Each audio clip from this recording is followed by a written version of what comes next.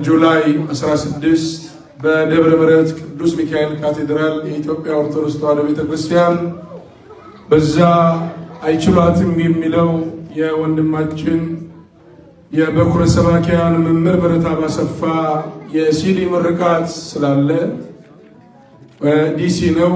ዲሲ ቅዱስ ሚካኤል የፊታችን ኦርቱ ፒኤም ላይ ይጀምራል። እንዲሁ ተሰብስበን እንዘምራለን።